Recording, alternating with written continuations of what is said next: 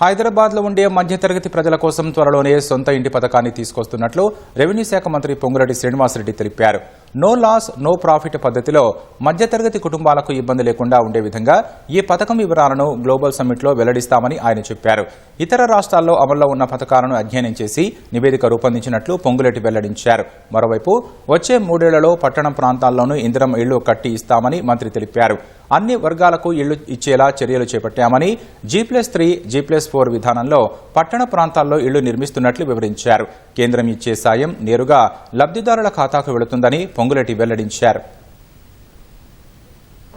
ఇందిరమ్మ ఇళ్లకు సంబంధించిన దాంట్లో రూరల్తో పాటు ఈ ప్రభుత్వం అర్బన్ లో నివసించే వాళ్ళకి అన్ని వసతులతో కూడుకున్న ఇందిరమ్మ ఇళ్లు ఇయ్యాలన్నదే ఈ ప్రభుత్వం యొక్క ఆలోచన.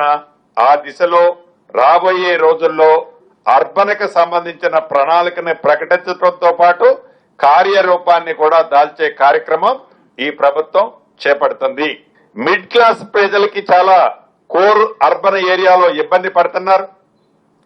దానికి కూడా ఎఫర్డబుల్ హౌసింగ్ స్కీముని గతంలో కాంగ్రెస్ ప్రభుత్వం అధికారంలో ఉన్నప్పుడు ఈ GHMC పరిధిలో లైక్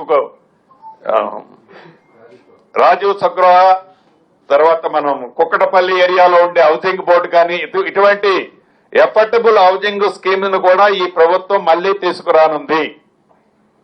ప్రధానంగా ORR కి 360 డిగ్రీస్ లో ఉన్న ORR కి ఆనుకొని ఉన్న అనేక ప్రభుత్వ స్థలాలు కానీ ప్రైవేటు స్థలాలు పూలింగ్ స్కీమ్ ద్వారా తీసుకొని అక్కడ ఎఫర్డబుల్ హౌజెస్ స్కీమ్ ను కూడా రాబోయే 2-3 నెలలలోపు ఆ స్కీమ్ ను కూడా ఈ ప్రభుత్వం ప్రకటించనుంది.